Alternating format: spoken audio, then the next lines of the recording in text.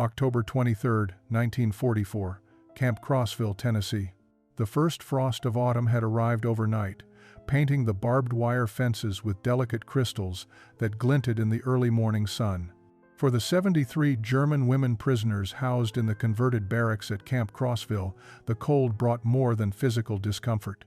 It brought memories of home, of October mornings in Berlin and Munich and Hamburg, of lives that now seemed to belong to someone else entirely. Christina Bauer stood at the window of Barrack C, her breath fogging the glass as she watched American guards patrol the perimeter. At 26 years old, she had been a prisoner for only 2 months, but it felt like a lifetime. Her hands, once steady and confident as she assisted doctors in Berlin hospitals, now trembled slightly in the morning chill. She wrapped her thin wool blanket tighter around her shoulders and thought of her younger sister, Elise, whom she hadn't heard from since her capture in France. The other women in the barracks were beginning to stir. Helga Zimmermann, always the first to rise, was already making her bunk with military precision despite their circumstances. She had been a logistics coordinator for the Wehrmacht, and even in captivity, she maintained an air of organized efficiency that both impressed and exhausted Christina. Ilse Braun, a former schoolteacher from Dresden, sat on her bunk reading a worn copy of Goethe that she had somehow managed to keep through her capture and transport across the Atlantic. She was 32 and carried herself with the quiet dignity of someone who had spent years commanding the respect of classrooms full of children. Now she read the same passages over and over, seeking comfort in familiar words.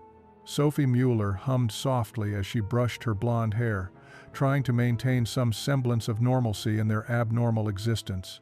At 24, she was the only one among them who seemed capable of finding moments of lightness even here. The other women sometimes resented her cheerfulness, but Christina recognized it for what it was: a survival mechanism, a way of holding on to humanity when everything else had been stripped away. Hilda Schwartz stood by the door, her posture rigid and military despite the months since their capture.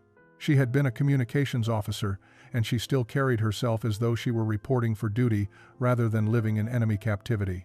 She rarely smiled, rarely spoke unless necessary, and maintained an emotional distance from the other women that Christina found both admirable and sad. The morning bell rang, signaling breakfast. The women moved in, practiced silence, forming a line to march to the mess hall. As they stepped out into the cold October air, Christina noticed something different. American soldiers were unloading wooden crates from trucks near the administrative building. The crates were large, and through the slats, she could see something orange. She had no idea that those crates contained the beginning of everything that would change. The mess hall smelled of weak coffee and oatmeal that morning, the same as every morning since their arrival. Christina sat between Helga and Sophie, mechanically spooning the bland breakfast into her mouth while her mind wandered to those mysterious orange crates. Around her, the other women ate in near silence, the only sounds being the scrape of spoons against metal bowls and the occasional cough.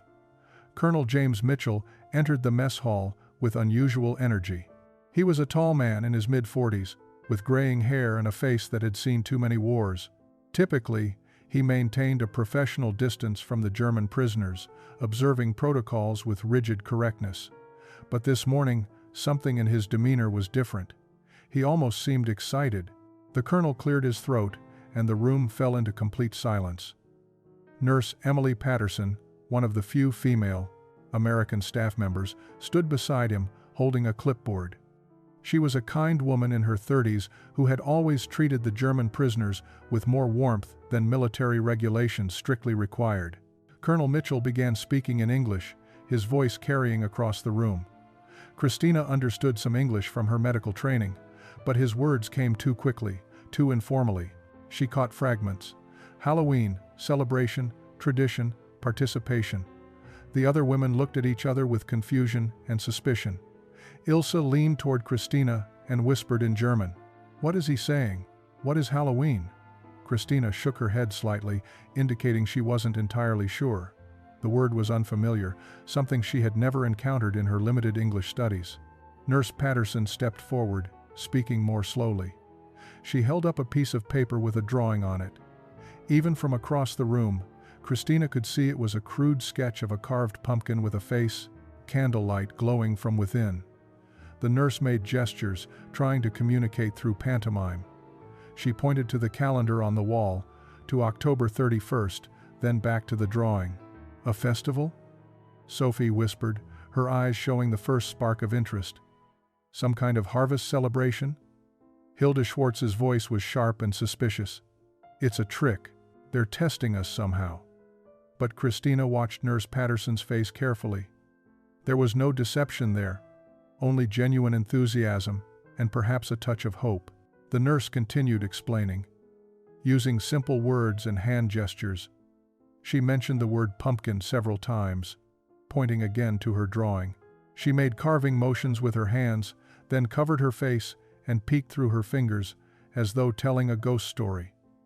The German women remained silent, processing this strange information. A celebration? Here? In a prison camp? The concept seemed absurd, possibly dangerous. They had been taught that Americans were ruthless, that any gesture of kindness was manipulation designed to extract information or break their will. Colonel Mitchell concluded his announcement, seeming satisfied despite the prisoner's confused silence. As he left, Christina noticed him nod to Nurse Patterson, who smiled encouragingly at the assembled women. The orange crates suddenly made sense. Pumpkins. 2 days later, the pumpkins arrived in earnest. Christina and the other women were assembled in the central yard, a large open space surrounded by barracks and administrative buildings. The October sun hung low in the sky, casting long shadows across the compound. American guards stood at relaxed attention around the perimeter, their rifles present but not threatening. 3 military trucks backed into the yard, and soldiers began unloading the contents. One by one, large orange pumpkins were rolled down wooden planks, creating a small mountain of gourds in the center of the compound. Christina had never seen so many pumpkins in one place. They ranged in size from small ones that could fit in 2 hands to massive specimens that required 2 men to lift. The German women stood in uncertain clusters, watching this strange spectacle unfold. Helga maintained her composed expression, but Christina noticed her friend's eyes tracking each pumpkin with calculating interest. Ilse clutched her arms across her chest, her intellectual mind clearly struggling to make sense of this bizarre American tradition. Sophie looked genuinely delighted, a smile playing at the corners of her mouth. Hilda remained stone-faced, her military bearing unchanged. Private Thomas Mueller approached the group of women, carrying a medium-sized pumpkin. He was young, perhaps 23, with sandy hair and kind eyes that reminded Christina painfully of her sister's fiancé. Unlike the other guards, he seemed to carry some internal conflict about his role, as though he understood more than he should about being on both sides of this war. He set the pumpkin down on a wooden table that had been placed in the yard. From his pocket, he produced a small knife and began to demonstrate. His movements were careful and deliberate as he cut a circle around the top of the pumpkin, removing the crown to reveal the stringy orange interior. He scooped out seeds and pulp with his hands, setting them aside in a bucket. Then came the carving. He drew a simple face on the pumpkin's surface with a piece of charcoal, 2 triangular eyes, a triangular nose, a wide, grinning mouth. With careful cuts, he began to carve through the tough skin, removing pieces to create the features. The women watched in silence, fascinated despite themselves. When he finished, Private Mueller held up his creation for all to see. The jack-o'-lantern grinned at them stupidly, empty and incomplete without its candle. But even in daylight, the effect was charming in a childish, innocent way. The guard set it down and gestured to the mountain of pumpkins, then to the women, his meaning clear. "Your turn." Sergeant Carlos Ramirez began distributing pumpkins to small groups of women.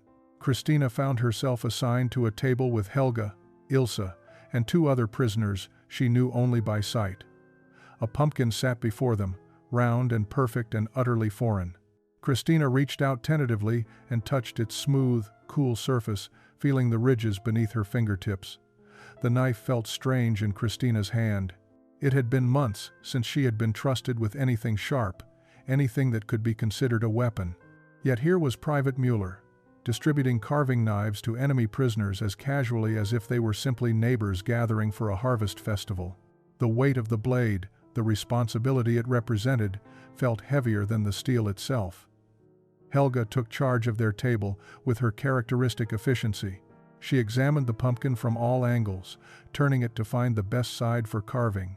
"We should make the face symmetrical," she announced in German, her organizational instincts taking over. "Ilse, you have the steadiest hand. You should do the actual cutting." But Ilse shook her head, pushing the knife toward Christina. "You were a nurse," she said quietly. "You know anatomy, proportions. You should do it." Christina accepted the knife and the pumpkin, feeling the eyes of her companions on her. She thought about the last time she had held a surgical instrument, assisting Dr. Werner in the Berlin hospital as he worked to save the life of a soldier whose name she never learned. That felt like a different lifetime, a different person entirely. Following Private Mueller's example, she cut around the top of the pumpkin, the knife sliding through the flesh with surprising ease. The smell that emerged was earthy and fresh, nothing like the antiseptic scent of the hospital she remembered. She reached inside and began scooping out the seeds and pulp, her hands disappearing into the hollow interior. "It's like gutting a fish," Sophie said from the next table over, laughing nervously.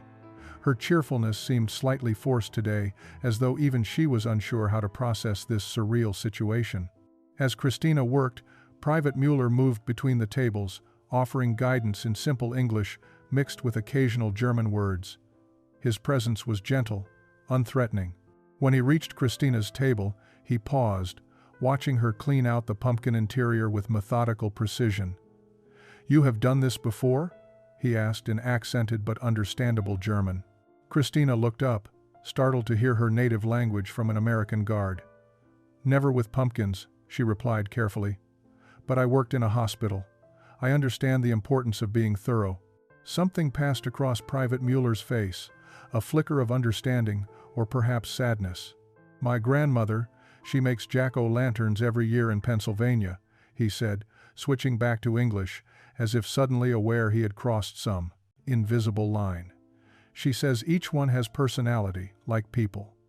Christina returned to her work, drawing a simple face on the pumpkin's surface with a piece of charcoal he provided. But as she began to carve, following the lines she had drawn, she realized something unexpected was happening. Her hands, which had trembled with cold and fear for weeks, had steadied. The simple act of creation, of making something rather than destroying, was reaching some part of her she thought had been lost. Around her, other women were discovering the same thing. October 31st arrived with a crystalline clarity that made the Tennessee sky seem impossibly blue. Christina woke before the morning bell, her stomach tight with an emotion she couldn't quite name. Anticipation? Anxiety? She wasn't sure she had the right to feel either. The jack-o'-lantern she had carved 3 days earlier sat on a shelf in the barracks, empty and dark, waiting for the evening that Colonel Mitchell had promised would be unlike any they had experienced in captivity.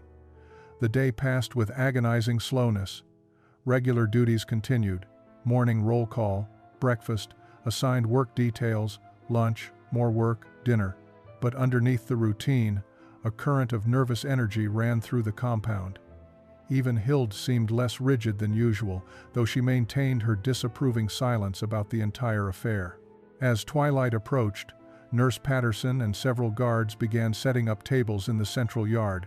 They brought out the jack-o'-lanterns that had been stored in the supply building, placing them on every available surface. The pumpkins lined the walkways, sat on windowsills, crowned fence posts. Christina counted at least 70 of them, each one different, each one reflecting the personality of the woman who had carved it. When full darkness fell, Colonel Mitchell gave the signal. Guards moved through the yard with boxes of candles and matches. Private Mueller approached Christina's group, holding out candles with a shy smile. He placed one candle inside each jack-o'-lantern and carefully lit the wick. The effect was immediate and magical. Christina's pumpkin came to life. The simple face she had carved, 2 round eyes and a surprised oval mouth, suddenly glowed with warm amber light.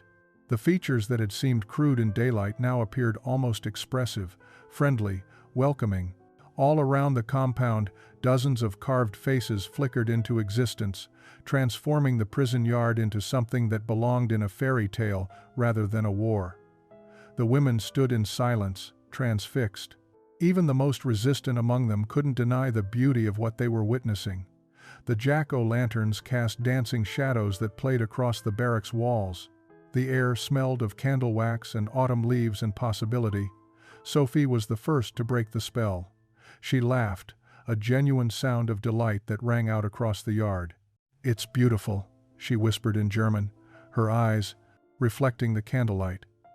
"I never imagined anything could be beautiful here." Ilse moved closer to the nearest jack-o'-lantern, studying it with the careful attention she once gave to her students' work. "There's something profound in this," she murmured. "Creating light in darkness, making faces that smile when we have forgotten how." Private Mueller approached with a basket containing something wrapped in cloth. "His grandmother's recipe," he announced, pulling back the fabric to reveal cookies shaped like bats and ghosts, decorated with simple icing. He offered them first to Christina, who hesitated only a moment before accepting one. The cookie tasted of cinnamon and sugar and kindness. Private Thomas Mueller sat on an overturned crate near the pumpkin display, watching the German women's faces transform in the candlelight. For the first time since arriving at Camp Crossville, he felt he was doing something that mattered beyond following orders and maintaining security. His grandmother's words echoed in his mind, as they had throughout his childhood in rural Pennsylvania. "We are all just people, Thomas. Never forget that." Christina approached him hesitantly, still holding the ghost-shaped cookie. She had eaten half of it, savoring the sweetness that had been absent from their rations for months. "May I sit?" she asked in careful English, gesturing to a nearby bench. Thomas nodded, surprised and pleased. "Yes, please." He struggled for a moment, then continued in German. "Forgive me. My German is not perfect. My grandmother, she spoke it at home, but I am forgetting some words." Christina switched to German with visible relief. "Your grandmother taught you to make these cookies?" Thomas smiled, the tension in his shoulders easing. "Every Halloween since I was 5 years old. She came to America from Stuttgart in 1910. She said Halloween reminded her of autumn festivals in Germany, of harvest celebrations before the world became complicated." He paused, realizing he might be saying too much, crossing boundaries that military protocol demanded he maintain. But Christina leaned forward, her exhaustion momentarily forgotten. "Stuttgart? My sister's fiancé was from Stuttgart. He was a teacher there before the war." The connection hung in the air between them, fragile and unexpected. Thomas felt the weight of his rifle across his lap, the symbol of his role as captor, as enemy. Yet here was this woman, perhaps 5 years older than him, who spoke of her sister with the same love he felt for his own family. She wore the gray prisoner uniform that marked her as defeated, as other, but her eyes reflected the same homesickness he saw in his mirror each morning. "My mother worries I will forget our heritage," Thomas continued, the words coming easier now. "She writes letters reminding me that our name, Mueller, means miller, that our family ground grain to feed villages for 300 years. She fears I will hate all Germans because of this war, that I will forget we share blood with people on both sides." Christina was quiet for a long moment, her gaze fixed on the glowing jack-o'-lanterns. "I fear I have already forgotten who I was before all this," she said softly. "I was a nurse's assistant. I helped people heal. Now I do not know what I am. Not German anymore, not in the way I was taught to be, but not anything else either. Just a woman caught between two worlds, belonging to neither." Sergeant Ramirez walked past, his expression neutral, but his presence a reminder that fraternization had limits. Thomas straightened slightly, the moment of intimacy passing. But before Christina could rise to leave, he spoke once more. "You are still a healer. That does not change because of uniforms or flags." The Halloween celebration expanded as the evening progressed. What had begun as a simple candlelight display evolved into something none of the Americans had quite planned, and none of the German women had dared to hope for. Colonel Mitchell, watching from the administrative building porch, made no move to stop it. Perhaps he understood, as soldiers often do, that small moments of humanity were necessary to prevent larger breakdowns of order and sanity. Nurse Patterson brought out a phonograph and a collection of records.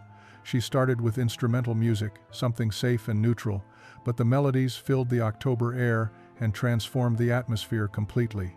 Several of the younger guards began demonstrating American folk dances, their movements exaggerated and playful, clearly trying to coax smiles from the watching prisoners. Sophie was the first to respond. She stood and attempted to mimic the steps, her natural cheerfulness finally finding an appropriate outlet. Her movements were clumsy at first, uncertain, but the American soldiers applauded encouragingly. Within minutes, 3 other German women had joined her, laughing at their own mistakes, allowing themselves this small rebellion against the weight of their circumstances. Christina remained seated, watching with a mixture of longing and caution. Beside her, Helga maintained her composed expression, though Christina noticed her friend's foot tapping almost imperceptibly to the rhythm. Even Ilse seemed less rigid, her scholarly reserve softening as she observed the spontaneous celebration unfolding before them. But it was Hilda's reaction that surprised everyone most. Hilda Schwartz, who had maintained impeccable military bearing for 2 months, who had never smiled, never relaxed her guard for even a moment, suddenly stood. She walked to the center of the yard, where Sophie and the others were dancing. Without a word, she began to move. Her dance was nothing like the playful American steps the guards had demonstrated.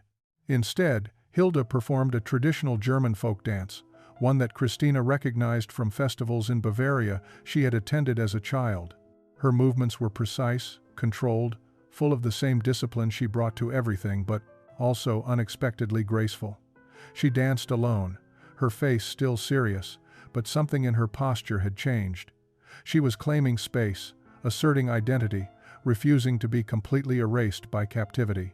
The American soldiers stopped their dancing to watch. The other German women fell silent. Even the phonograph seemed to quiet, though it continued playing. Hilda completed her dance and returned to her position without acknowledging the attention she had commanded. But Christina saw her hands trembling slightly, saw the sheen of moisture in her eyes that Hilda refused to let become tears. Private Mueller approached the group of German women with cups of hot apple cider his grandmother had taught him to prepare. The gesture was simple, but its significance was profound. He was serving them, treating them as guests rather than prisoners. Christina accepted a cup, the warmth seeping into her cold fingers. Around her, other women did the same, murmuring thanks in German and broken English.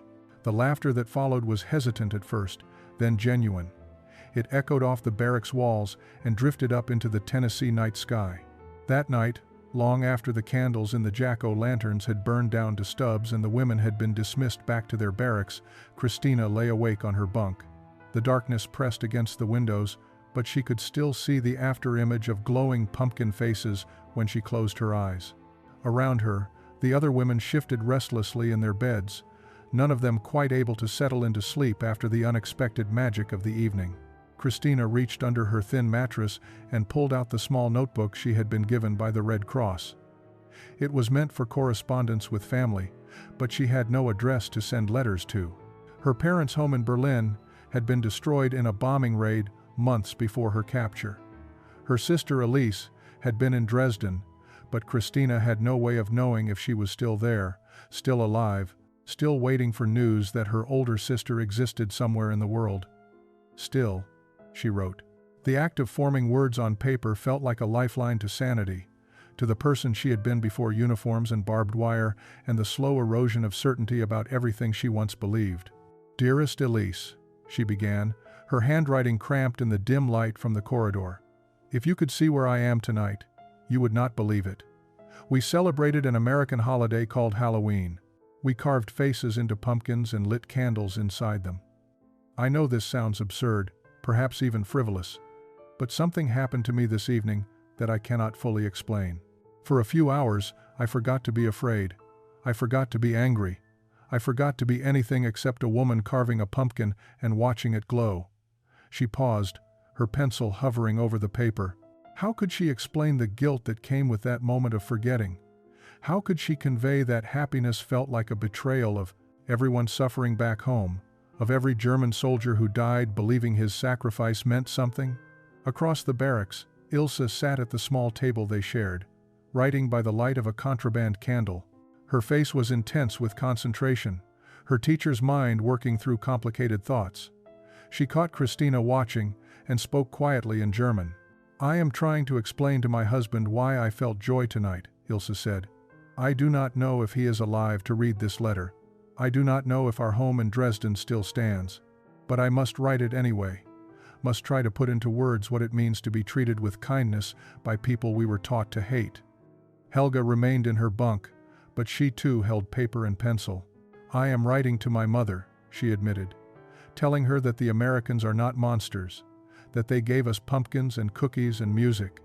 She will think I have lost my mind or that I am lying to pass censorship." Even Sophie, usually so ebullient, wrote with uncharacteristic seriousness. "My brother is fighting on the Eastern Front," she whispered. "How do I tell him that I laughed tonight? That I danced with our enemies? That for a moment I forgot we are at war?" The morning after Halloween brought a subtle but unmistakable shift in the atmosphere of Camp Crossville. When the women assembled for breakfast, the usual silence felt different, less oppressive, more contemplative. The jack-o'-lanterns still lined the walkways, their candles extinguished but their carved faces still visible in the early morning light. Some had begun to sag slightly, their features softening as the pumpkins started to age, but their presence remained a tangible reminder of the previous evening's transformation. Christina noticed the change most clearly in how the guards interacted with the prisoners. Private Mueller no longer averted his eyes when passing the German women. Instead, he nodded greetings, offered quiet good mornings in his imperfect German. Sergeant Ramirez, who had always been professionally distant, paused to help Sophie carry a heavy basket of laundry, engaging in halting conversation about the weather, about nothing important, about everything important. Even Colonel Mitchell seemed different. During morning inspection, he stopped to examine one of the jack-o'-lanterns that Ilse had carved with particular artistry. "Well done," he said simply, and though the words were brief, they carried weight. Recognition, respect. The acknowledgement that the women were more than simply prisoners to be processed and contained. The women responded to this shift with their own changes. Helga volunteered to help reorganize the camp's supply inventory, offering her organizational skills without being asked. Ilse requested permission to teach basic German lessons to interested guards, suggesting it might improve communication and efficiency. Even Hilda, still reserved and careful, began accepting the English lessons that Nurse Patterson had been offering for weeks. Christina found herself drawn to the medical facility where Nurse Patterson worked. The skills she had developed in Berlin were atrophying from disuse, and the thought of losing that part of herself felt unbearable. One afternoon, she gathered her courage and approached the nurse with a hesitant request. "I was trained as nurse's assistant," she explained in careful English, "in Berlin, before the war. I wonder if perhaps I could help you here? I do not wish to sit idle when I have skills that might be useful." Nurse Patterson studied her for a long moment, then smiled with genuine warmth. "I could certainly use the help. We can start with basic tasks, inventory and sterilization. If that goes well, perhaps more." The work began simply enough. Christina cleaned instruments, organized medical supplies, prepared bandages, but the familiar routines awakened something in her that had been dormant since her capture. Purpose, identity, the sense that she was contributing rather than simply existing. Her hands remembered the precise movements, the careful attention to detail that medical work demanded.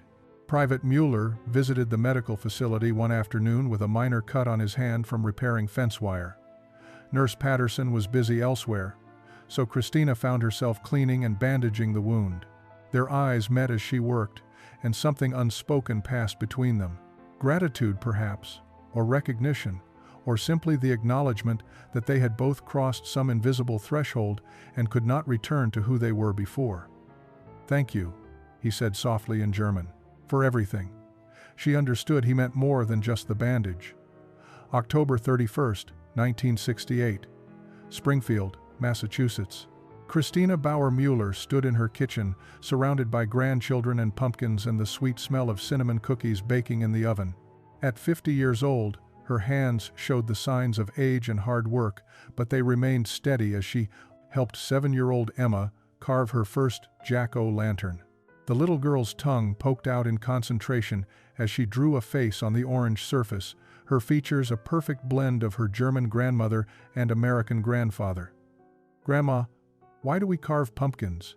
Emma asked, the question innocent and profound in the way only children's questions can be. Christina paused, the knife hovering over the pumpkin. How could she explain to this child, born into peace and prosperity, what Halloween had meant to a terrified prisoner of war 24 years earlier? How could she convey that carved pumpkins had taught her that enemies could become friends, that darkness could be transformed into light, that forgiveness was possible even after the deepest wounds? "We carve pumpkins to remember that light can shine even in the darkest places," she said finally, her accent still noticeable after all these years in America. "And to remember that beautiful things can come from unexpected places." Thomas Mueller, her husband of 23 years, entered the kitchen carrying more pumpkins from their garden. His hair had thinned and grayed, but his eyes still held the same kindness that had first reached through her fear and anger in that Tennessee prison camp. He set the pumpkins on the counter and wrapped an arm around Christina's waist, a gesture so familiar and comfortable that she leaned into it without thought. Their story had surprised everyone, perhaps themselves most of all. The prisoner and the guard who had shared cookies and conversations over glowing jack-o'-lanterns had discovered something deeper than wartime circumstances should have allowed. After her release and immigration process in 1946, Thomas had written to her hesitant letters that spoke of respect and growing affection. She had written back, equally uncertain, testing whether the connection they had felt was real or simply a product of extraordinary circumstances. Their wedding in 1945 had been small and controversial. Some in Thomas's family had struggled to accept a German bride so soon after the war. Some in the German immigrant community had viewed Christina as a traitor for marrying her former captor. But they had persisted, building a life together that honored both their heritages while creating something entirely new. Christina had reconnected with her sister Elise in 1947. The reunion had been tearful and complicated, full of joy and grief and the recognition that they had both survived but been fundamentally changed. Elise had eventually immigrated to America as well, settling in New York, and now their families gathered each Halloween to carve pumpkins and tell stories. And remember, Ilse Braun had returned to Germany and become a prominent educator, working to reform the school system and teach new generations about the dangers of hatred and nationalism. They still corresponded, long letters full of philosophical discussions and memories of that October night when everything changed.